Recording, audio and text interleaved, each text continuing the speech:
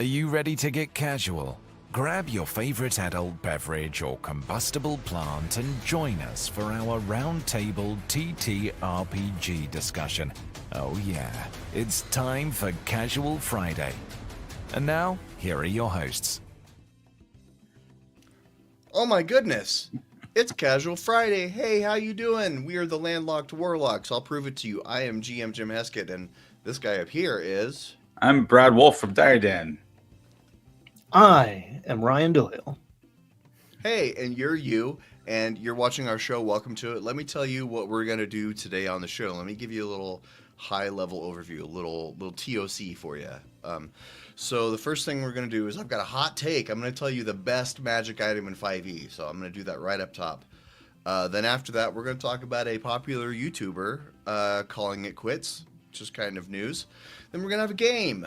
It's 2025. I thought we should go back to basics, and I should torture my fellow co-hosts with a game.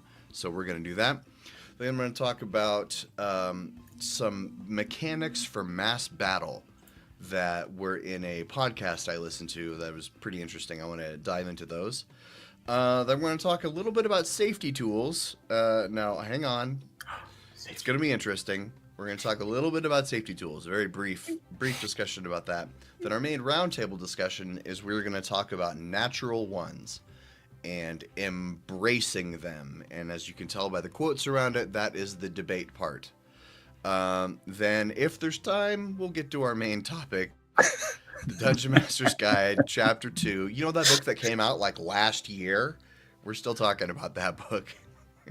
And we may need to reformulate our approach to reviewing the Dungeon Master's Guide because... Never.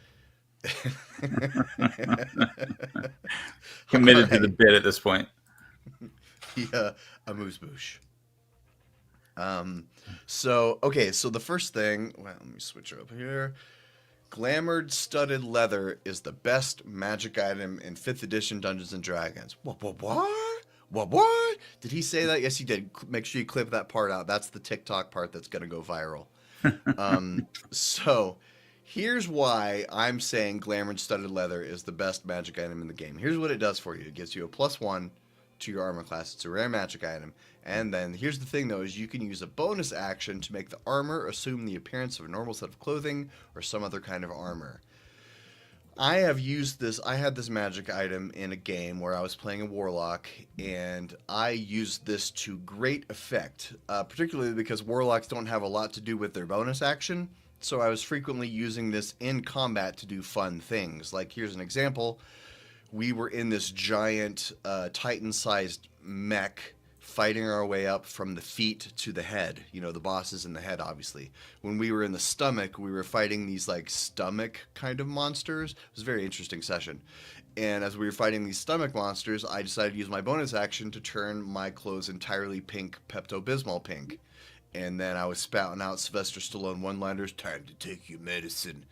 And the point is, I could use this magic item to make everyone else at the table laugh on a regular basis. Is it really the best magic item in 5th edition? No, I'm kind of being hyperbolic there when I say that, but my point with this is that there are few magic items in modern Dungeons & Dragons that have a narrative aspect to them. This is one of the rare magic items that does. And so, what do you guys think about that? About magic items with a narrative aspect built into them? I love having narrative aspects in the magic items. I think I recently told you guys that I was kind of annoyed by the fact that my players all dumped intelligence for their characters in the new campaign. And, you know, I had to have kind of a heart-to-heart, like, okay, guys, this was fun for a few sessions, but we've got to fix some stuff. And one of our fixes was one of the characters found this cursed magic item, and we hadn't fully decided all that was part of the curse. They wanted a multi-class and a warlock, so they're like, how about a cursed magic item that kind of, you know, does something weird, and that's how I end up taking levels of warlock. It was their idea. So since we hadn't decided what it did yet, I'm like, let's give it sentience and let's give it a high intelligence. So now when your character, you know, doesn't have to role play, like you don't have to role play being dumb. because your character can talk to their helmet, and their helmet, is going to have like a 16 intelligence. And I had a campaign with one of my characters had the Sword of Kos, and the campaign was all about hunting down the hand and the eye of Vecna and preventing them from falling into the wrong hands. And then, of course, once they defeated the villain with the hand and the eye of Vecna, that freed Kos from the sword. So, like, the magic items drove a lot of the plot. A literal thinking cap, yes, Twinsdale. But yeah, so my campaigns often feature sentient magic items or some other magic item that has some sort of narrative device attached to it. And that's always been fun for us. Yeah, I love stuff that does both. Like, I'm quick to hand out like the Cloak of Billowing in 5e. Is like, this looks cool. Like, you do a cool thing. Tell me how you make that have a mechanical impact in the game or a narrative impact in the game. I love things that do both. This is +1, and it's sentient, it's cursed, it comes back to you, but backwards, and you have to dodge out of the way of it, or whatever the case is. That's always the good stuff. I'm a big fan of things that have multiple uses, especially that I, as the game master or the guy who made the magic item, might not necessarily realize at first that you could twist this in a way that I completely didn't expect, and that brings me great joy. And one of the things that attracted me to Daggerheart when I read the open beta was they have a lot of those kinds of mechanical features of classes that also have a narrative component to them. Like one of the rogue subclasses just gives you a feature that you can create an NPC when you visit a city. And it even says it in the ability, like define how you know this person and stuff like that. And so you could argue that the criminal background in 5e has that because it says you know people, but like this it invites you to define how you know the person in this Daggerheart feature. And I totally agree with Ryan. When a feature can do both, when it can spur narrative creativity but also have a mechanical benefit to the game, that's awesome. All right. Speaking of things, we're going to move on to our next topic and talk a little bit about how to be a great GM. A guy named Guy, who's had a YouTube channel for many, many years, is quitting the YouTubes, at least in the TTRPG space. He put out a... Yeah, F's in chat, boys. Okay, so... If you didn't see, there was a barrage. A mass broadcasting from everyone. Even my Twitch channel that nobody watches threw an F in the chat. Thank you. Appreciate your service. What was I talking about? All right, yeah. So, as the cycle of life, we appreciate the beauty of things because it has a mortality imposed in it. A plastic rose is not as beautiful as a real rose, even though the plastic rose can last forever. And like the rose dying, How to Be a Great GM. I'm making all this up right now. Is this working? Cook, you got it. Run with it. The mortality of the How to Be a Great GM channel is coming to a close. And he had a YouTube video I thought was very interesting where he talked about the process of making a channel, and he talked about the process of ending a channel and starting new channels. He's starting 2 new channels, one a travel channel and a Star Trek channel. And he said he hedged his bets a little bit by saying that he might talk about TTRPGs sometimes on those channels. He kind of implied that a little bit. But I don't know. Do you guys have any thoughts about this? This might not be a big debate topic, but sad to see him go. I've watched his channel for years. Yeah, I've always enjoyed his channel, and it's interesting, like that his message kind of came across twofold. One, he feels like he's kind of said all he can say about being a great game master. I mean, he's got, a few hundred videos, but then at the same time, he also kind of acknowledged that like YouTube isn't like responding to content he's making. So, so it was time for him to change directions. I thought it was interesting, especially as someone who makes YouTube content. Like, 10 years from now, am I going to have a video saying I can't do this anymore? Got to do something else. Yeah, there is the audience side, and then like the YouTube content creator side of the experience of watching that video. I don't know, one of the OGs for sure. Twin Steel said it right. And always liked his not only just his take, but his approach, attitude, comedic timing and accent, all of the above. Always really enjoyed watching his videos.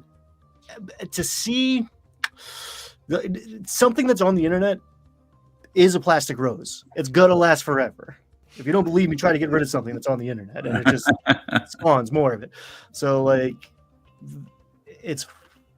he's not going to make more new stuff, but the old content, the stuff that we already know and love, is going to remain unless he actively takes it down. And I don't know, half of our audience is YouTubers. YouTube is always changing, algorithmically, and just the human side of it too. What was the mainstay a couple years ago is now passé, and what is like ruling the airwaves of the internet right now, it feels like it's going to be forever, but that's not. I don't know. Go talk to an 11-year-old and see what their mind is like, and you can see changes are coming, folks. So it's always a moving target, and creating content is such a double-edged sword, where you can kind of end up in a hamster wheel, especially when you've said your piece for 1,000+ videos. And I'm sure part of it was he was feeling that, but two, you were number one, and now things are slowing down. And Papa YouTube's like, well, the kids want more explosions, buddy. What do you do? Ryan, I'm sorry to interrupt, but I have breaking news. Did he come out with another video? No, this is a complete non sequitur, but you know how in the new version of iOS, it does these summaries that, like, if you get multiple text messages, it will summarize them with AI. Well, the AI summaries are really bad. I don't know if you're going to be able to see this, but if you can see my watch, it says Elon Musk commented on your post on Blue Sky. That's the message summary. Can you read that? Oh, boy. Congratulations, or I am sorry. We'll see how this plays out in real time. The summaries get it wrong all the time, but if Elon Musk did actually comment on my Blue Sky post, I'll let you all know. Yeah, it's just gonna be me and Brad next Friday for one reason or another. I'll just be an empty chair. The webcam will still be on. Spinning slowly. Oh no. Okay, so unless anyone else has any other thoughts on how to be a great GM channel closing, we could say that we're going to dedicate this game to Guy. We're going to play Name That. Come on, guys. We talked about this. We're all supposed to do it. I'm just kidding. I was going to say we didn't. I'm still in vacation mode, man. I don't know I still don't know what's going on. We're going to play Name That Spell. Name that spell. Thank you, Brad. Thank you. Thanks for showing up. All right. So here's a clue: 2014 spells only. Okay. Some of these also exist in 2024, but I'm officially using the material components from 2014 spells. I will give you the material components, and you guys have to guess the spell. They are levels 1 to 3, and I feel like a good chunk of them are level 2 spells. Okay. All right, here we go. Your first material components: powdered rhubarb leaf and an adder's stomach. What spell is this? Chat, if you have an idea, throw it out there. I am good as... it's good. My gut, I want to say acid arrow. And I before I said that, I'm already second guessing myself. But no, acid arrow. I think that's a solid guess. Yeah. Okay. Archer's friend says acid arrow. Let's see. Acid arrow. Bing, bing, bing, bing. Okay. Our next spell. There's like 8 or 9 of these. Our next component, a sliver of glass. A sliver of glass. Once again, the components are a sliver of glass. Mirror image. Stab. I cast stab. Mirror image is good. I was gonna say scrying, but we're not. I cast too high. make shiv. I cast shiv. Yeah, I like mirror image. Okay, the spell is Cloud of Daggers. I was close. I was close. Yeah, that one doesn't seem like it fits, does it? It No, does it does feel like not. it should be mirror image. Moving on. Third spell, the component, a copper piece. Oh, it's a play on penny for your thoughts. Is it detect thoughts? Yeah, that might be my favorite. Yeah. Or It is detect thoughts. Yeah. Yes, Brad got it with the subtle pun. Not a pun, but anyway, bad comedy. Illusions, Michael. All right, your next component, a pinch of powdered iron. Damn. is it mage armor? Yeah, I was like, it's not bark skin, but it's an AC buff. What is the I'm spell that goes with these components? I like mage armor, but I'm gonna say like divine shield or something, just to not copy Brad. Okay. Magnetism. Magnetism. What do you think, Brad? Did you guess? Yes, a mage armor. Mage armor. All right. I think he's right. It is enlarge reduce. Weird, huh? Yeah. Is that some like metabolic reference? I don't. Hmm. Enlarge know. reduce a pinch of powdered iron. Moving on, our next spell component is a bit of pork rind or butter. Grease. What? Yeah. Everybody's voting grease? Yeah. That one's obvious. It's not even really a spell. It's not even Like, a spell. throw the butter. How do I cast the spell? You throw the butter. Why do I need to burn a spell slot? Can't I just guess- throw the butter? I guess banana peel.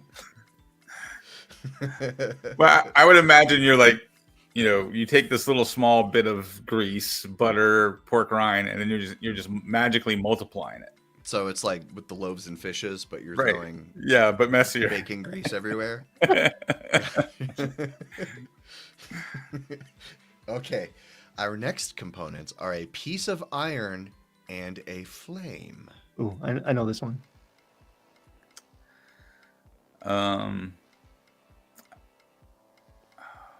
Is it flame blade? Ooh, Would be I my might be guess. wrong, but I'm gonna say heat metal. Heat metal and flame blade. It is heat metal. I Uh, said it was kind of heavy on level 2 spells. Heavy metal. Name the spell. The component is a pinch of dirt. I'm gonna say mold earth, but it could be necromantic in tone as well. Okay. Mold earth, says Ryan. Brad, you got a guess? I'm trying to think. Do cantrips have material components? I don't. Do they? They do, because message has a material component having to have Oh, like okay. a string Copper or wire. something. Copper Yeah. wire. Oh, that's right. Copper wire. Like an Yeah. antenna. Antenna. There are no cantrips here. I'm pretty sure these are all level 1 to 3. I'll make that easier for you. Okay. So then it couldn't be mold earth. Maybe earthquake? I feel like that's like I want to say like spare the dying or something. Mover. Still Yeah, says it's one of move those Earth. spells I would Find take if I was buried playing an Earthbender. Is that a spell? Oh God, is it find treasure? If it or is it find traps? All right, we're moving on. Tell All me. right, the spell is Longstrider. Huh. Okay. Somebody I get don't Gary know on the how- phone. I don't get it. A pinch of I dirt. don't know how it corresponds to a pinch of dirt, but that's what it is. Sometimes these knock are the weird. dust off your heels. Something. Yeah. And Yeah. spell component is a bit of fleece. Oh. Steel's trying to Disguise spoil self. later spells. Sorry, what'd you say, Brad? Disguise self? I'm going. I want to say the illusion here is the pull the wool over your eyes. So I think it has something to do with like disguise self or some sort of deception spell. Yeah, it's like I'm gonna say silent image based on level, but it's illusion. It's an allusion to illusion. Fleecing also means to steal from someone, to con Ooh. someone. Is that a hint or misdirection? I'm just saying. I don't remember what it was. I did this like 5 days ago. I don't know what it is. It also creates static electricity. It's actually like shocking grasp or something. So, any guesses? Or we just reveal it? Yeah, I'm going with disguise self. Yeah, and I'll Disguise say self. minor image. Not minor image. Silent image. Minor illusion. Phantasmal Force. Phantasmal. That's stronger. I thought that would. I figured you need more pieces of sheep to pull that off. Yeah, that is that. So just a moment here. Let me get back to sharing my main screen. And I'm not sure at the second, but that's all set up. Okay. So the next thing that's on the agenda, welcome late newcomers, by the way. Latecomers, not new latecomers, late newcomers. So the next thing that we're going to talk about is I listened to a podcast called NADPod. It's short for Not Another D&D Podcast. If you don't know it, it's one of the oldest D&D podcasts, but also even when it came out, there were so many D&D podcasts that they named it Not Another D&D Podcast. It's been around since like 2017, if that tells you how flooded the actual podcast space is. Anyway, it's a great podcast. It's all former College Humor people. 2 of them are active cast members on Dropout on Dimension 20. It's great. It's really, really funny. They're all comedians. It's very funny. But anyway, the Dungeon Master is Brian Murphy. Murph, you probably recognize from Dimension 20. Murph is a really interesting DM because he's not, in a lot of ways, he's not a traditional DM. He's only been DMing for a few years. I think he started DMing with the podcast. So he's been doing it like 4 or 5 years. And he brings a much more video game kind of mindset. And he talks about this. He says, I was inspired by video games and then found D&D later. And so he homebrews a lot. And he one of the things that he homebrews for is he likes to do real big battles.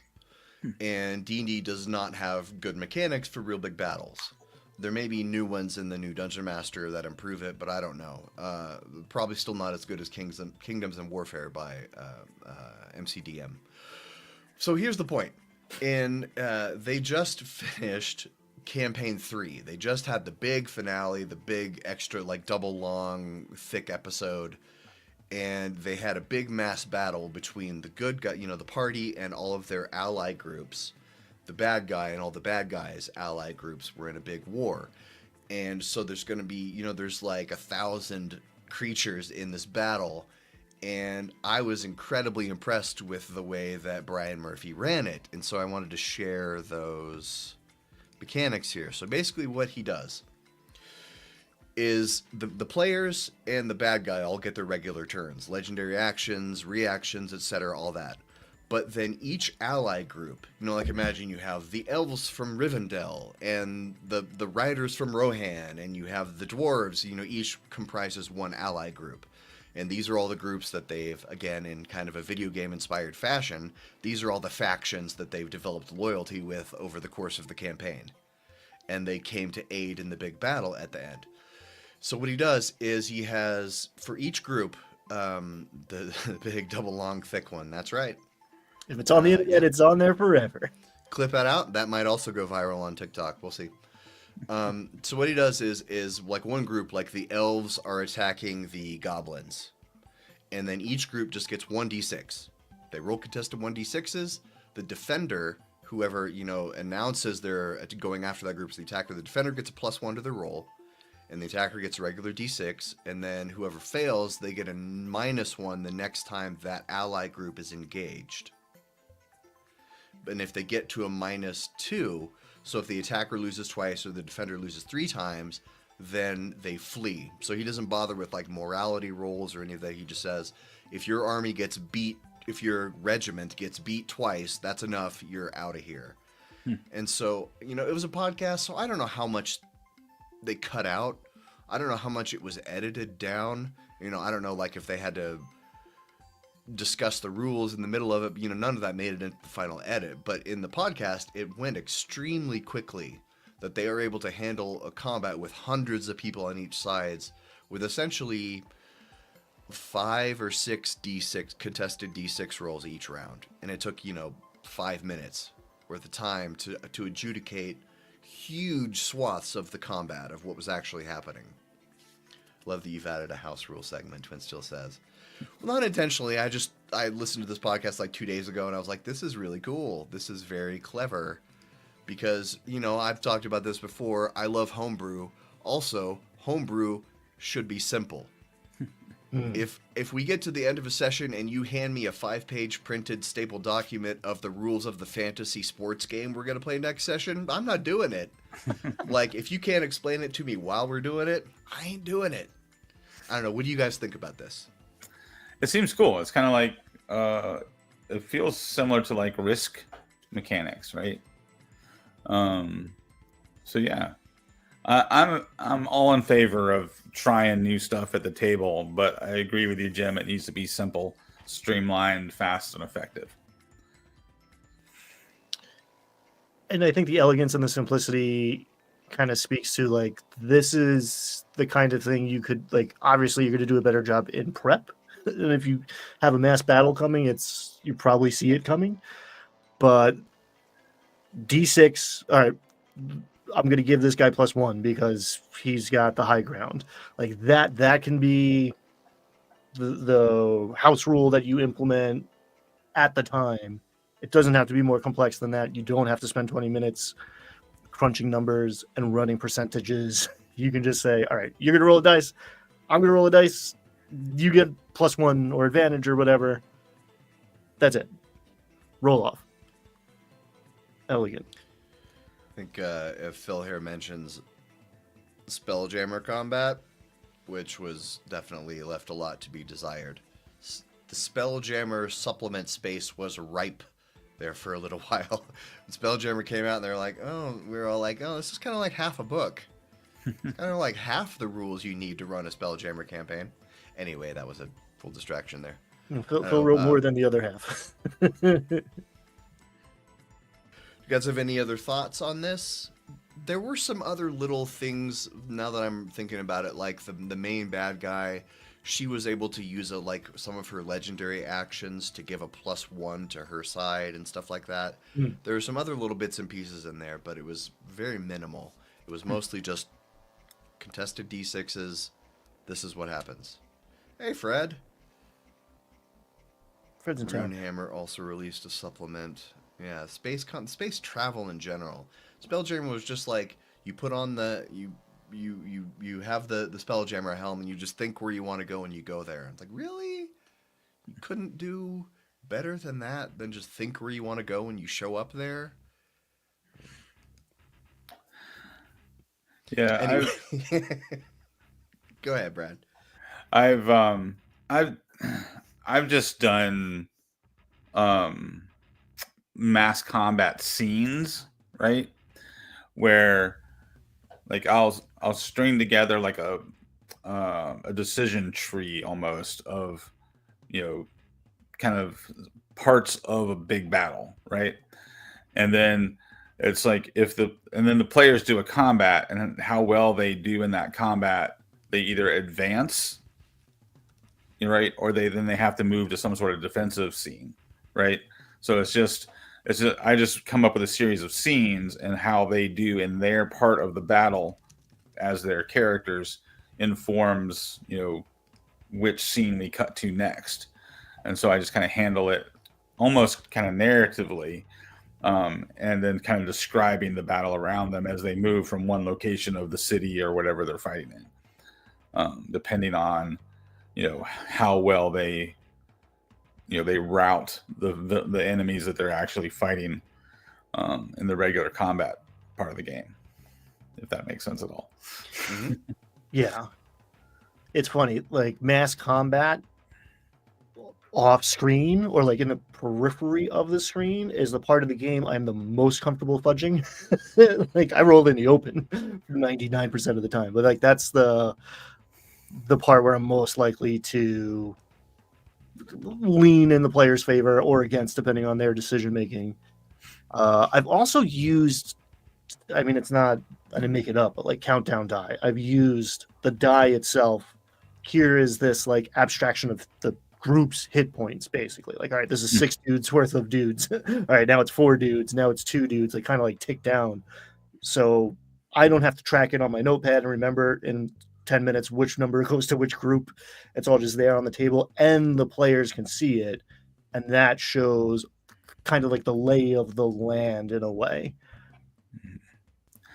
Yeah, Archer's friend mentioned chainmail and AD&D, having mass combat rules, and certainly I've played enough, skirmish games and war games, and I have plenty of miniatures. I could set up an actual mass battle and use like chainmail or one-page rules, fantasy skirmish, or any of those war game mechanics. But I don't know that my players want to play their character. I don't see a lot of my players being interested in like a big battle with a whole bunch of miniatures and all that sort of stuff. The few players, I think I have like 2 players that seem interested in that, and we play different games. Like my players who show up, they want to do role play shenanigans, and they want combats to be short, and they're more invested in their characters than they would be controlling a company of, kobold warriors or whatever. That was Wizards of the Coast's like answer in 5e, and apparently it fell flat. I've never played the thing, so I don't love talking about stuff I don't have direct experience with. But that Ashardalon box that went with Dragonlance, it's like, okay, here, now buy this other $100+ board game and run that for your session. And it didn't get a lot of traction. There's a reason, like, I'm going to upset some people in chat right now, but like, there's some real diehard Beckme people out there, but the resurgence is BX. Like the higher end things where like, I built a castle and command an army, just very much feels like a different game, and people sitting down to play D&D are going to be disappointed or bounce off of the idea of playing Risk tonight instead without notice. Yeah. But this what seems cool about this, the one they use in the podcast that Jim's describing, is because it just seemed like a supplement to the regular player character combat. It didn't seem like adding a whole bunch of stuff to the game. So that's kind of cool. I'll have to check that out. Yeah, NADPOD is great. They're the ones they do D&D Court, which is hysterical. It's fantastic. Also, I just want to say, Nacho, it's all right that you're late, but we are going to ask you to stay after class and clean gum off the bottom of the desks. And that's fine. All right, any other thoughts about NADPOD or Mass Battle? Emily Ashford is incredible. Watch NADPOD and Dimension 20. She's ridiculous. So now we've reached what's kind of the midpoint of the show, and this is the point where we tell you that you may or may not know that we have our own special channel among the 3 of us. That is the Landlocked Warlocks. Oh, look at that. The Landlocked Warlocks are live right now. How Inception is this? Pretty cool. Also, you might notice if you can look in there, we have 48 subscribers, and that's like really sad. It's really, really embarrassing and sad. And I feel shame every time I look at this page. Not really.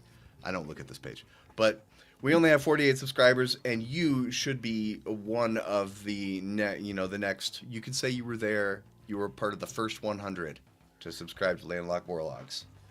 And how cool would that be if you could say that? So Landlocked Warlocks is where we stream live. If everybody wants to join the same place for chat, that would be a good place to do it. And we also release other things there. There's going to be some actual plays, some exclusive actual plays there too, even. Cool stuff, huh?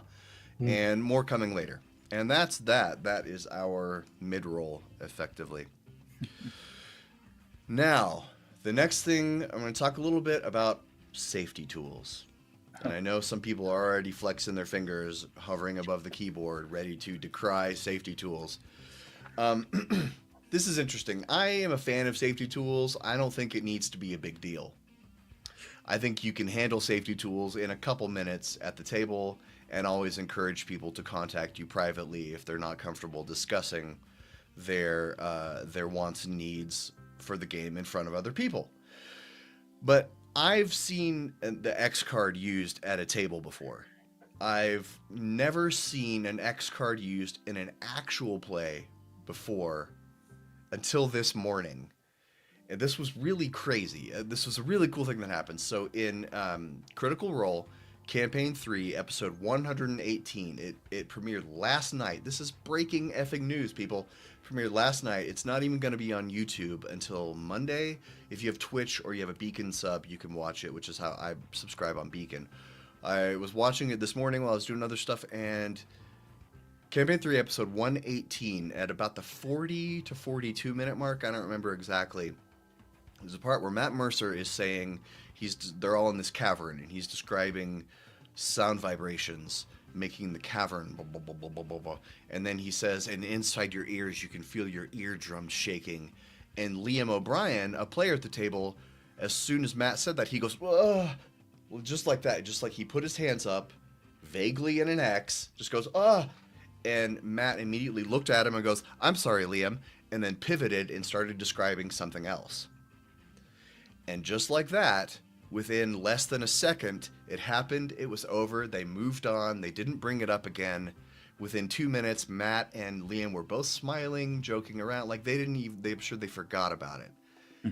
And so my whole point with telling this story, other than it was just amazing to see, like it was really interesting to see an X card in an actual play, was that safety tools don't have to be a big deal. It doesn't have to disrupt your campaign. It doesn't have to make things harder for you or be a distraction at the table, because like we saw, these are professional D&D players. They used it, and it happened like in a flash. It was gone, and I'm sure Liam felt better than if Matt had continued to describe. I don't know, maybe Liam has tinnitus, or I don't know what his personal. That's none of our business. Right. What his reason for not wanting to hear that was. He just said nope. The DM pivoted, and it was over. I don't know. What do you guys think about that? Yeah, I mean, I don't really understand why like safety tools have become this like heated, debatable topic in the community. I feel like you need some way to communicate, right? In a perfect world, everybody at the table is a mature adult, and everybody at the table is able to say, now let's change topics, right? In a perfect world, you wouldn't need an X card or, any of those, specific tools. But I think the idea of having the conversation about tools is useful for people who maybe, haven't played a lot of RPGs or don't have a lot of experience, or, maybe have, some social anxiety, or, are younger and don't have the ability to speak up for themselves. Like, it makes sense to just offer something to somebody to be able to say, yeah, I don't like this topic. Can we shift gears? Absolutely. And to be able to do it like quickly and effectively and keep it moving is, I think, the point, is the reason you have a tool, right? Like, there's other ways to get a hammer get a nail into a wall. But if you have a hammer, it's going to go a lot faster, and then you can move on to something else, right? So Nacho saying it's mostly for like game shop things. Like, if you're playing with the same people you've been playing with for decades, okay, maybe you don't have to have a conversation about it. But even then, it might be worth doing. I think part of the problem, I think a lot of the problem is actually just like bad faith actors. I think part of the problem is the concept of Session Zero was a bad title. It's like, I think some of the responses, I don't want to do this for 3 hours. I don't want you to tell me all of the phobias and traumatic experiences from your childhood. I came to play a game and maybe drink a beer and eat some pretzels. So I think that's part of it. I think the other part of it is not really playing out the alternative. So many of the arguments against safety tools seem to get to a place where it's just like, well, you should deal with your problems, right? And now the dungeon master is taking on, among all of the other roles they're already responsible for, a therapist, helping somebody deal with the comfort level of some like medical issue that they're dealing with or whatever the hell else is going on. I don't want to be responsible for that. I don't necessarily want to be having that conversation. If you're like, well, no, thank you, very easy for me to keep moving and keep the game fun instead of, going into why Liam was skeeved out about eardrum mechanics in that particular moment on that particular evening. Yeah, I think the whole point is to not make a big deal out of them, right? Like Archer's friend just said, they shouldn't be a big deal, right?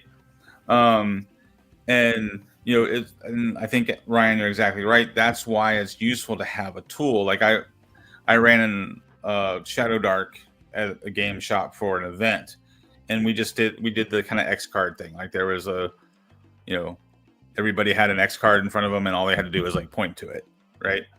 We didn't do like the checklist of things that you don't want to talk about, because now the person has to put all that down, and then I have to read it, and like I don't need to know the things they're afraid of. I don't need to know that they're terrified of body horror if I already didn't put body horror in the adventure. Like we didn't have to talk about it, right? An example is also just part of DMing is just reading the room, right? Like I was running a game for a group of elementary school kids, and the adventure had spiders in it. So I put the little spider miniature on the table, and one of the girls at the table was like, ugh, and she was clearly didn't like spiders.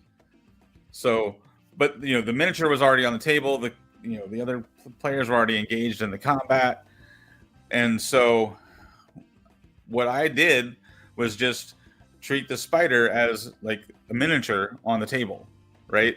I no longer described the spider. Like when the spider attacked, I just simply said the spider hits you or the spider misses you. I didn't describe the detail of the spider's fangs or any of that stuff, because as soon as I noticed that she didn't like spiders, I wasn't going to accentuate the fact that there were spiders in the scene. It just essentially became like a game piece from that point forward, right? And then they defeated the spiders, and I put the miniatures away, and we moved on to the next scene, right? So I didn't emphasize the creepiness of the spider. Now, if she hadn't had that obvious reaction of being scared of a spider, I probably would have described the spider's fangs when they attacked, because that's the fun of being a DM and kind of setting the mood, right? You describe your combat scenes. But as soon as I noticed that she was creeped out by spiders, I just didn't do that. And that's a great example of like you're running for someone else's kid, right? And like at the end of the day, we're all just taller children. But the argument that like, no, you should have exposed that child to her fears as if you were doing some sort of immersion therapy and not playing a game is just so bizarro to me. Immersion therapy is overrated. So the Nacho says we had no safety tools during the Satanic Panic, and that's true. Also, back then in the 1980s, suffering in silence was a virtue, and I think that's less common in modern society. People are less encouraged to suffer in silence and to speak up when they are uncomfortable. And it's probably a good thing for society that we don't value quiet pain as a virtue as much anymore. Anyway, speaking of painful things, let's move on to our main roundtable discussion. And this is something that I don't even really know how to bring this up, but it's something that I think about from time to time, because you in a D&D world where if you put everyone into two camps of D&D players, where you have your crunchier players and you have your more narrative players, if you imagined that everyone in D&D could fit into those two very broad categories of crunchy and narrative, I feel like those two camps have very different opinions about natural ones. I'm going to let's put this up. Chat, let's talk about embracing natural ones, because there is a video. It came out a while ago. It was maybe 3-4 months ago, from Dimension 20, where Sam Reich, the owner of Dropout, was talking with Brendan Lee Mulligan, and they do this thing where they each take a position in a debate, preemptively stealing an idea I had after the fact that I found out they had that idea first, and then I was very upset about that. But anyway, ideas are mostly worthless. It's execution that matters. Anyway, so they had this video where they were talking about Sam Reich's position was that nat 1s are great, we should embrace them. And Brendan Lee Mulligan's opposite position was that nat 20s are great. He didn't really believe it, but he was just saying it, basically. And Sam Reich says nat 1s are an opportunity to embrace the story as it unfolds, and they're an opportunity to embrace a darker side of your character. And so I was just kind of curious what you two guys and what chat think about this idea that should you embrace nat 1s, or is that just something that theater kids say? Is it really easy? It's really easy for an actual player performer to talk about performative Dungeons and Dragons that they're doing for an audience versus at the table, because I don't know, I play in narrative and crunchy kinds of D&D games. I like both. When I play in the crunchy game and like somebody's about to die and I can't get to them in time because I rolled a nat 1, I don't feel like other people at the table are celebrating that as a good element of the story. They're like, shit, man, now Bobby's gonna die. And so I don't know. What do you guys think about that? Discuss. I think I am both the I'm not the theater kid exactly, but I am also have a foot in both worlds of like the crunchy mechanical min-maxy wargamey vibe and the storyteller narrative vibe. So I am fairly conflicted about this one. I think the value of a natural one is in its like potential quantum unrealized state. Like the fact that a natural one can happen is the best part about a natural one. Not necessarily the moment it happens, but all the other moments because it didn't happen.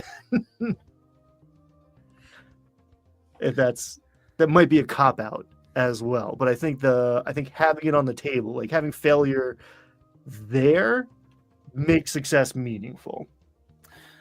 Yeah, I agree with Ryan on that point. I think embracing the failure can be an important part of the role play. There are definitely times I can give a few examples of where, like, when the dice rolled a failed result, like it informed the scene, right? It changed how we role played out the scene. But before I give those examples, I don't like the idea of the critical fumbles, right? Like you have like another chart that you roll on, or you have a deck of cards. I don't like that because it doesn't make sense to me game mechanic wise. Because the more powerful your character gets, the more attacks they get, right? So a fighter with making 3 or 4 attacks a turn is far more likely to make a critical fumble than a first level character who's only attacking once per turn, right? So I don't like the critical fumble thing where, like, oh, your sword breaks, or you trip and fall on your face in front of the ogre, and now the ogre has advantage to hit you. I don't like that stuff. But I do like the concept of embracing failure. One example of how it can inform a scene is I had one of my characters was trying to steal something from a shop, and they rolled like a 4. I rolled the perception check for the shopkeeper, and I rolled a 1. So I was trying to explain how him not being good at sleight of hand to snatch this thing that he was trying to steal was went unnoticed because she was more distracted by something else. So I role played it because the plot hook I was trying to deliver to the players while they were in the shop is that her children had gone missing. Her adult children were adventurers, and they had gone off on the adventure, and they had never returned from the Sunless Citadel. So I just dove into that. Like, she seems distracted and distressed, and she doesn't even notice you steal it. And that prompted one of the other characters to kind of show concern that she was so distressed. And that's when she's like, yeah, my children are missing, and went into the whole plot hook. So it was a way to take the dice roll and kind of enhance the scene. And it actually turned out to really emphasize that plot hook, which obviously, if you're familiar with the Sunless Citadel adventure, that's the most important plot hook in that adventure. So you really want to double down on that plot hook. There's... Oh, sorry, Brad. I thought you were done. No, go ahead. I don't want to give the impression that I never would celebrate a Nat 1. I'm talking about crunchy versus narrative. Like, if I'm playing if it's a role play scene and there's low stakes and I roll a Nat 1, I'm happy to trip over the potted plant and stumble into the bartender. That's fun. But like, I have a hard time embracing the concept of embracing the Nat 1 when the stakes are higher. That it doesn't feel good is, I guess, what I'm getting at. Yeah, no, I get that. And I can definitely see your point when, like, the Nat 1 means, your character just failed 2 death saving throws instead of 1, right? Yeah.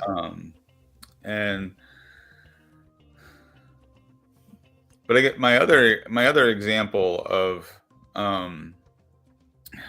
like a Nat 1 in a role play scene was where one of my players delivered this eloquent speech, trying to persuade the NPC, and they had the die in their hand while they were delivering this eloquent speech.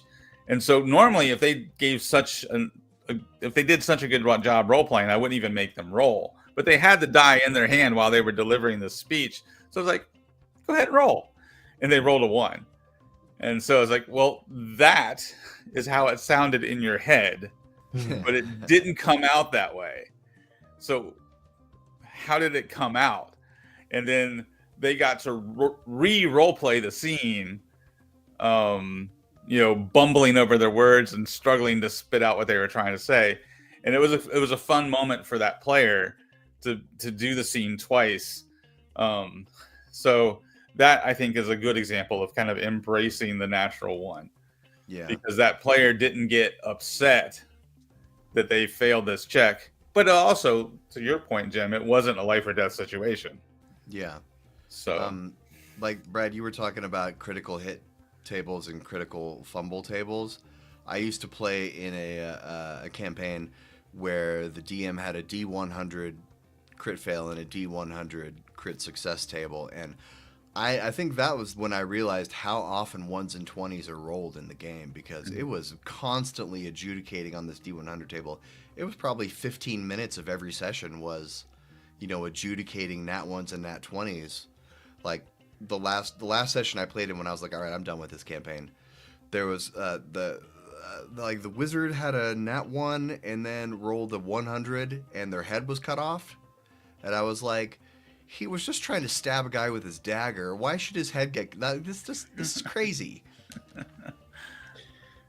I think there's another way to approach it. It feels like Nat 1, I think because of critical fumble tables, is like, okay, catastrophic failure. but there is this way of like approaching things where we're rolling dice, so it's pass and fail are both possible here, and a 20 and a 1 have some extra pepper on them. There's an exclamation point involved. So whether it's plot critical or I've regretted calling for the roll because the player made a compelling speech, so maybe we fail forward. But now there's grand complications because, like, yes, you say this thing and convince the king to whatever, but now the vizier behind him is pissed. Like some extra element that drives the story that is not necessarily helpful for the players, that is a downbeat, is tied up with that roll, with that result. Yeah.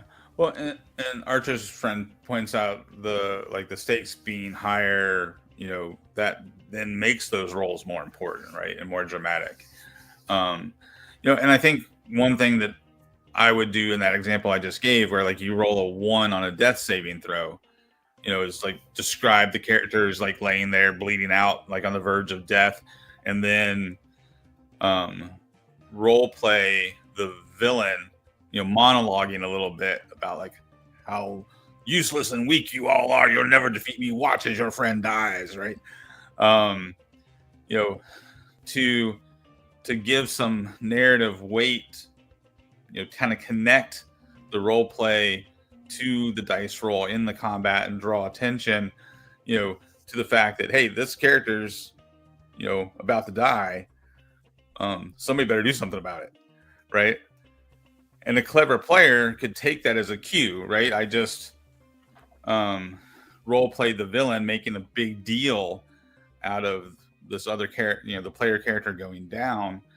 The player might respond to that by like, talking back to the villain and trying to distract them so that somebody can go save the guy who's bleeding out, right? Have a Star-Lord moment. How about a dance off, right? Or whatever. So I think my whole point is just let the dice help you tell the story, right? Whether it's success or failure, right? You want to look for those opportunities to create dramatic moments alongside the crunchy moments, whether they're success or fail. This is pretty good. This is a pretty good crit fumble. Switching up the hands. That's good. I would enjoy that at the table, even if it happened to me. That's a good one. Roll initiative. The players are also the audience, and your audience is never more engaged than when someone rolls a 1 on a death save. You're never going to have that same. It's rare that you're going to have that same level of attention and dramatic tension when it's like, oh, okay, this got real now. That's the moment of the movie where you stop shoving popcorn into your mouth, like, and it just hangs there agape. Like, that's when you get real heart rate increase, embodiment. The separation between player and character goes down. That's the power. It's hard to embrace the suck, but I like that it's there. Yeah, and good players can double down on that. Like I had a group of players that were fighting a dragon, and one of the characters jumped on the dragon's back. Right, had this like exciting moment where they're the dragon takes off into the air as they're on top of the dragon's back, and they fail their check. After dealing damage to the dragon, they end up falling off the dragon. Of course, they hit the ground. So they were wounded by the dragon, and then they hit the ground. So they basically had an extra failed death save from hitting the ground. And then in that moment, the dragon's flying away. The dragon is badly wounded. So the players have to decide: do we save our friend or do we finish off the dragon? Right. And that creates this dramatic moment. And then later on, the player character ended up dying. And later on, the group mourns the loss of their friend and their choice to finish off the dragon. So, so it had multiple layers, right, to the role play, which was cool. Interesting. Any other thoughts on embracing Nat ones? It's easier in retrospect. Yeah, I gave a lot of examples there of when I did it well. There's probably 100 times when I was like, oh man, that was an opportunity and I missed it. So don't beat yourself up on those. Yeah, I don't really hate Nat ones. Just kind of taking a position, but I don't know. Anyway, so that's all that with that. Now I don't know. Do you guys want to do the main topic? Do we have time for the main topic? I don't know. Well, we're at an hour. Yeah. I have something else we could talk about for a minute. I just thought of. What you got? I was just thinking about. So here's our surprise second roundtable discussion. I was just thinking about this.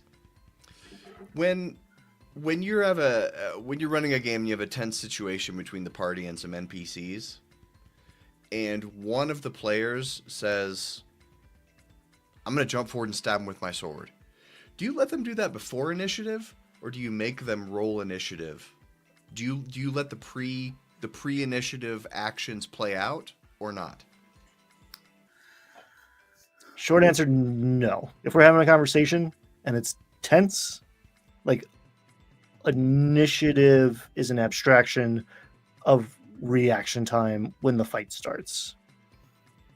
So no, I see a lot of new players do that because I bring a lot of new players into the game, and I see a lot of new players be like, "I'm going to get him before he gets me." It's like that's why initiative exists in the first place. Mm-hmm. There's other way if you gain surprise tactically other ways. Yeah, absolutely. I'll give you like a surprise round, however we want to frame that. But we're face to face. You go for your sword. It's a gunfight. It's gunslingers. Like we're both drawn at the same time. Yeah. I guess 3 levels to that in my mind. One, if the scene is really tense and like, especially if like the majority of the table are trying to avoid combat, right? And like everybody at the table is having fun, enjoying the scene, and they're trying to talk their way out of combat, and then out of the blue, the guy who's not really paying attention decides, well, I'm just going to stab him. Leroy Jenkins. Yeah. I'll try to describe the scene in such a way to give them a second chance to rethink that decision, and basically pointing out that everybody here seems on the same page. You're the only one who wants to start a fight here.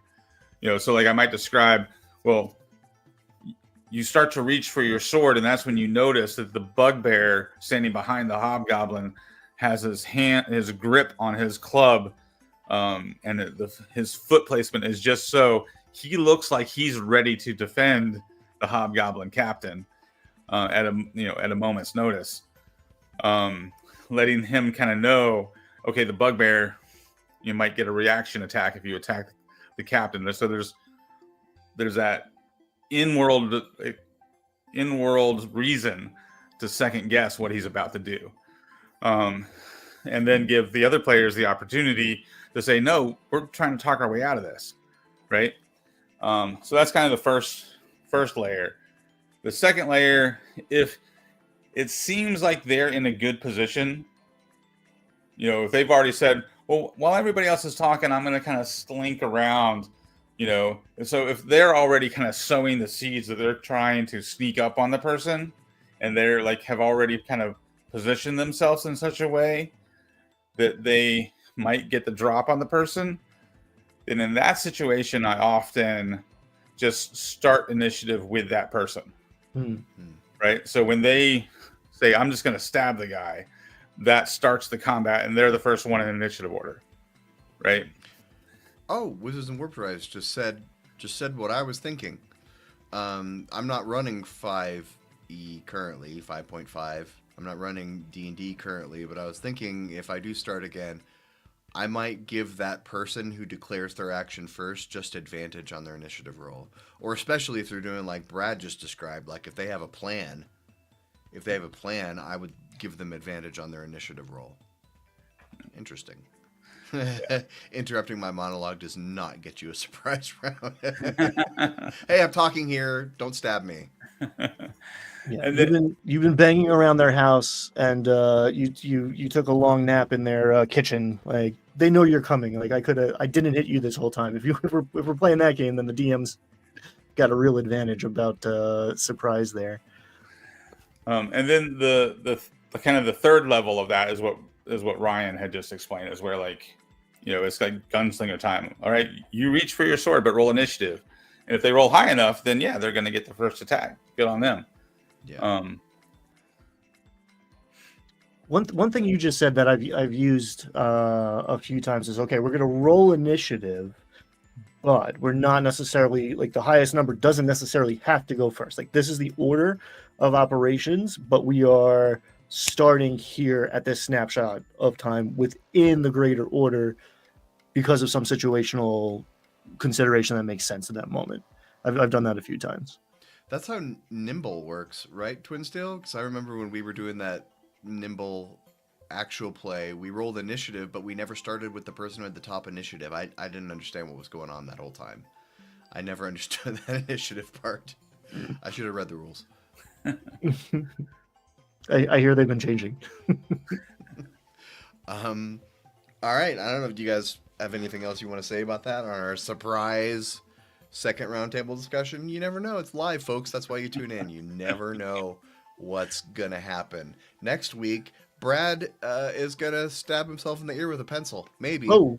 It could happen. Tune in and find out. We don't know. I will say, right, so there's an alternate version of the scenario you posed that, I mean, maybe it was the scenario you posed and I misunderstood it, but I think Brad was picking up on the idea of like the face or the theatrical players having a conversation and then somebody else is like, I stabbed the guy. Like, I feel like that's a much more interesting case to resolve, because now I'm talking to the humans. I'm not into the player character, like, mechanics of the combat. It's like, okay, am I going to allow you to step on the player's toes here and take this from a social encounter to a combat encounter? Do I get the other people's input in that? That's a more complicated thing to resolve in my mind. Right. That makes me think of a Matt Colville video from a few years ago where he was telling a story about how he everything went wrong in a session because he had put his players he put their PCs in jail, and he assumed they were going to submit. Right. This is common new DM mistake. I'm gonna kidnap all of you and take you to my lair so I can then monologue. But the players are like, no, we don't agree to that. We are not gonna. Well, anyway, so these players were in prison and they were trying to figure out a way to get out. And one of the players said, you know, I can't picture the room. Could you like draw it? And so then Matt Colville said, this is where I made my big mistake. I should have refused to draw the map. But he said, sure. And he got out the battle map and he drew the things and like, here's the door, here's that. And he said, as soon as I did that, the player's mind switched. Now there's a map. Now they can strategize. Now there is a combat way out of this situation. And so sometimes when I wonder about rolling initiative, I wonder if they roll initiative, is everyone now going to go into combat mode? Are those face characters going to be like, well, crap, I guess I'm, you know, casting Sorcerous Burst now instead of actually talking? And so if you let something happen outside of initiative, does it then make it more likely that people won't just automatically flip into combat mode if it feels like the group maybe does or doesn't want to do that? There was a stretch where I was essentially doing dungeon turns, but in initiative. Like, I would call for initiative outside of combat because it's a useful tool, and I was kind of conditioning the players in perhaps a too Pavlovian of a way to break that association. I'm going to call for initiative right now, but I'm very explicitly not saying this is a fight. We are just establishing turn order of what happens when, especially when we're in exploration mode and we've split the party per se, and I might not necessarily, be great at balancing the spotlight because your interaction is going to be way different than your interaction in the other room. So by doing that, the first time you do that, they're like, well, who do I fight? Where's the monster? But like, if you establish that a couple times over, you start to break that momentum and that connection. Brad, Yeah, you got thoughts? I like using dungeon turns, for exploration, because it kind of helps make sure you include everybody at the table. I do it because the combat turn is 6 seconds, right? So I do dungeon turns in 6-minute intervals. So it's like 6 minutes of, what can you get done in 6 minutes? Well, I searched the room. I'm specifically focused on looking behind the dresser and going through the drawers of the dresser, right? Well, I'm going to search, this other room across the hall. I'm moving ahead, checking for traps, and you kind of go around the table with dungeon turns. And I find it pretty useful when I've done it that way. It helps me balance the table, and especially it's rare. Like, I think intuitively I'm better at like reining in someone who's maybe like hogging the spotlight. It's a little bit harder, at least for me, to keep tugging on the player that's going to be more of the audience member, that's going to be a little bit less active. And for that kind of player to see it coming around back to them so they're not caught in the spotlight, the deer in headlights, like not knowing what to do next. When you have some sort of clue it's coming around to you, that player often, not always, but often will be a little more comfortable and confident and step up. Yeah. I relied heavily on dungeon turns when I was running at the game store, when I was first DMing, when they first started organized D&D play at my game store, and I would have 10, 11 people at my table. So I had to do something. So I was using dungeon turns because it was the only way to keep that large of a group organized. Yeah, that's why there's been a couple games where I haven't done it in a long time. I was like, that was 2 D&D games. That was 2 tables worth of people. Like, why was I doing it that way? Because you want to include everybody, but like, yeah, I've it's never run for 10 people. That sounds bonkers. It's bonkers. It's a different game. Yeah, It's very hard to like include everybody. And what happens is, especially on the far end of the table, when like you're talking right here, these people are very tempted to start having another conversation, even if it is about the story and the game. They're not on their phone distracted. They're still going to start to like splinter off in this crosstalk. It's very difficult to manage. Yeah, I bet. Any other thoughts there on that? I had an idea. I don't want to talk about the Dungeon Master's Guide today. Clearly. We can. I didn't mean to. Well, here, let me offer you. We're workshopping the agenda live on the show, folks. That's what's happening right now. I had an idea. It's the first Friday of 2025. What if we talked about what we're excited about for this year, what we're working on, and chat can do the same? Like, what are you excited about in gaming? What are you working on personally? Maybe promo yourself a little bit. And chat, tell us what you're excited about for 2025 in gaming. Or we could talk about the Dungeon Master's Guide. I'm excited for the Monster Manual. I feel like we're finally going to have a complete edition to judge. It's been very hard for me, especially as a talking head on the internet, to like really confidently spout opinions about what this game balance system is like, with 2/3 and then 1/3 of the game missing. So I'm gonna be happy to sink my teeth into the new book.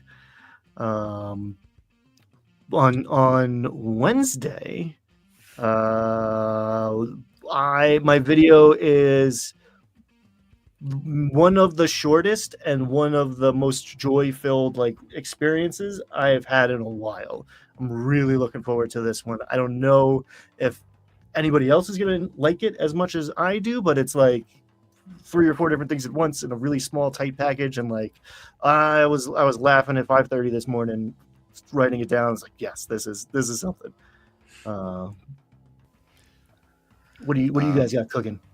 Mike, I'm jealous that you've played with the same game group for 30 years. I'm very envious. That's awesome. That is awesome.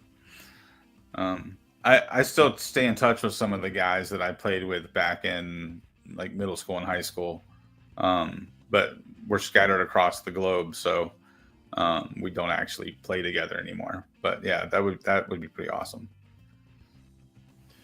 Let's see. What does Twin Steel say? Twin Steel's looking forward to getting nimble physically. Phil or Twin Steel is talking about working on his travel system.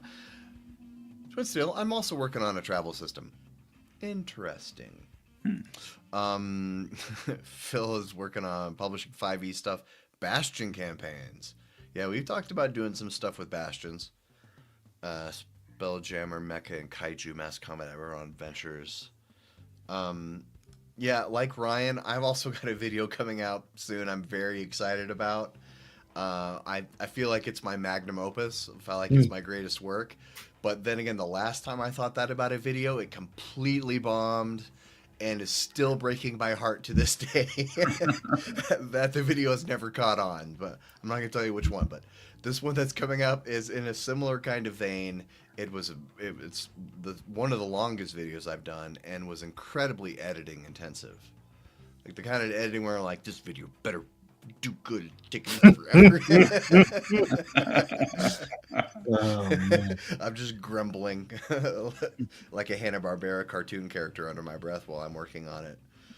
I'm excited about Daggerheart, especially because they ended the open beta and then they said they were changing a bunch of rules and wait till the final game comes out. And I was like, crap, well, now I can't run Daggerheart for 6 months because I don't want to run the old rules. So I'm excited for that to finally come out, and I want to see the final rules. That's one of the main things I'm excited about this year. Also, working with these two guys, we've got some plans, things that we've talked about doing. Brad, what do you got? What do you got going on this year? Well, most immediately, I just got a new table for my game room. Which is nice. Got a new table and new chairs. Found out my players aren't as honest as I thought they were. When I got the new chairs, they're like, "Oh, we're so glad you got these. The old ones sucked." I'm like, "Why didn't you guys tell me like 2 years ago? I would have got new chairs." But yeah, I got a new table and chairs in here, so that was fun getting all that set up yesterday, and kind of reorganized. A friend of mine came over, and we moved the art around on the walls.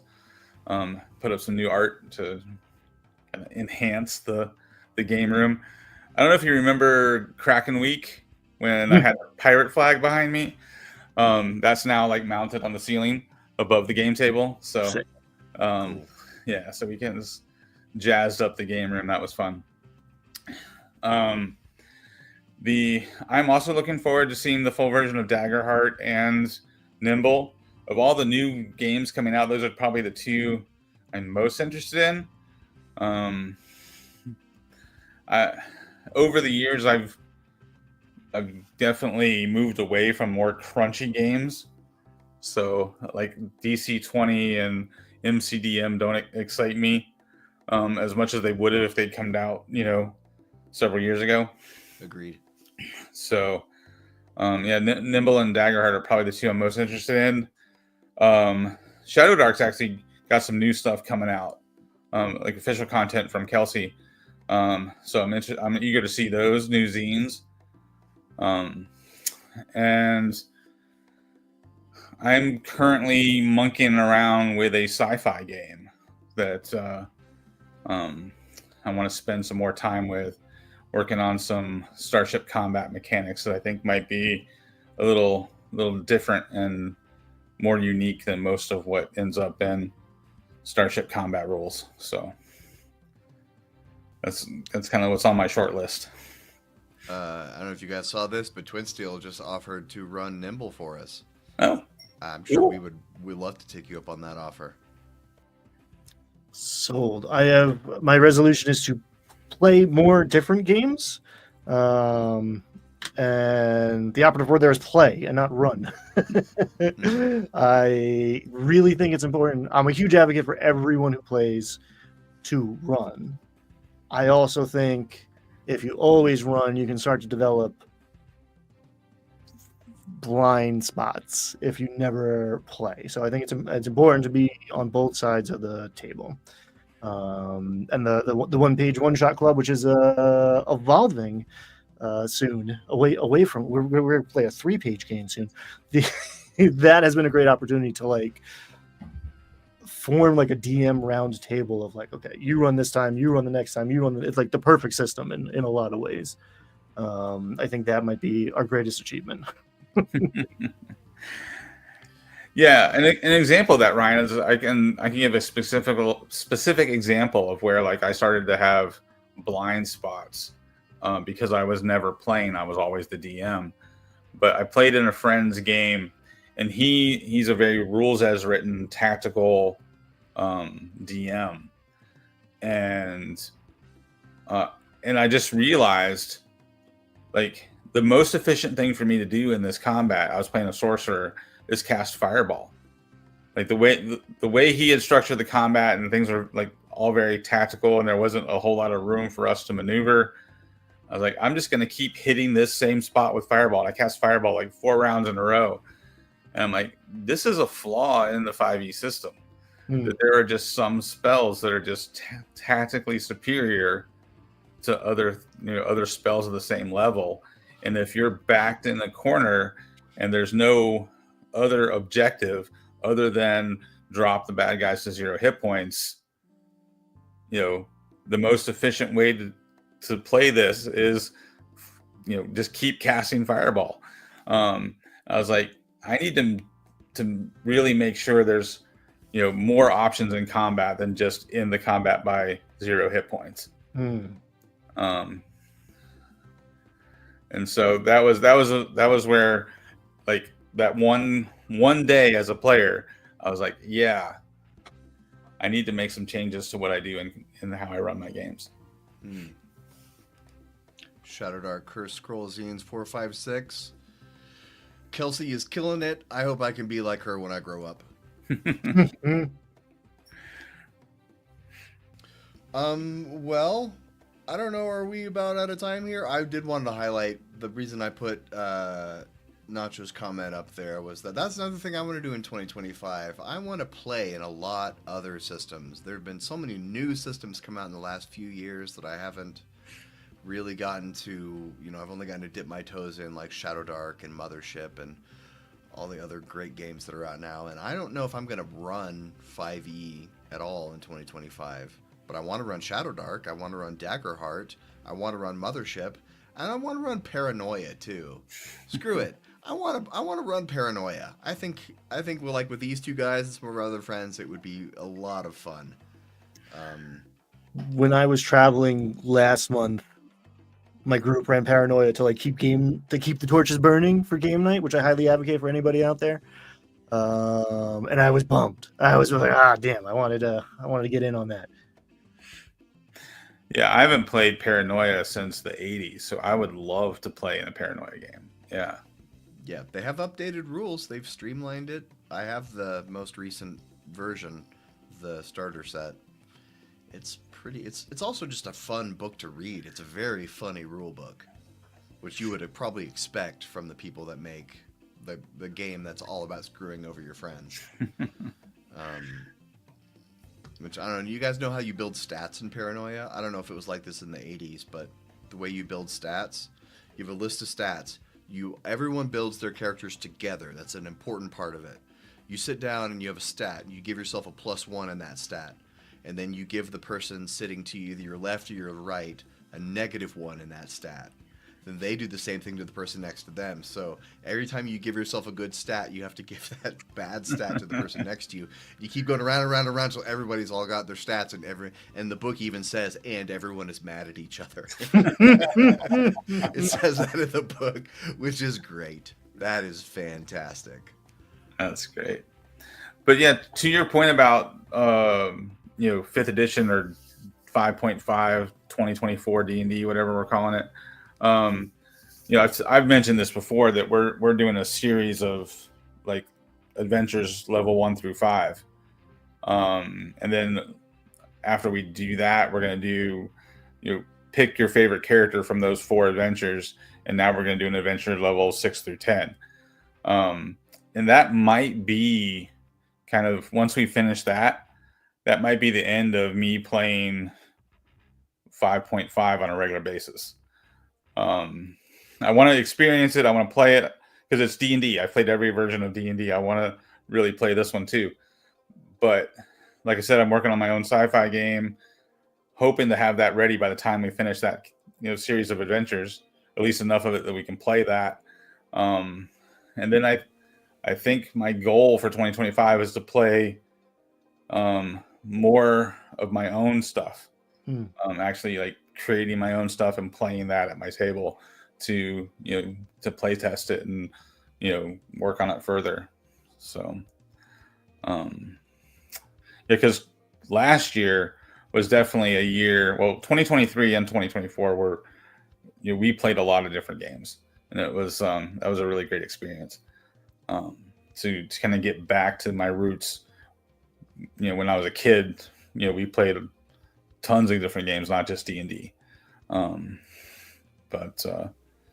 it's the last couple of years have been fun, like playing Shadow Dark and playing Monster of the Week and a bunch of other games. So Twin Steel. Sorry, Brad. I'm Twin done. Steel, I agree on Slug Blaster. I saw the Quinn's Quest review, and it made it look really, really cool. It's a game where you're like teen skate wizards. My other New Year's resolution is to stop watching Quinn's Quest because it's expensive. Yeah, The most expensive that's show on true. YouTube. Yeah, that's true. I used to watch Shut Up and Sit Down, their board game channel, and I was like, I have to stop because I keep buying these board games, and then I never get to. I've got so many board games still in the wrapper in my closet. It's not even funny. Board games I'll never play.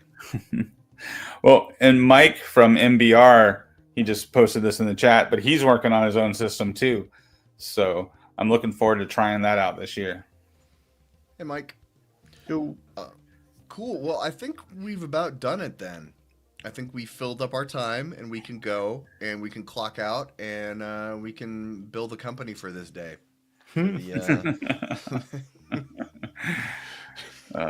Dinners on Landlocked Warlocks, right?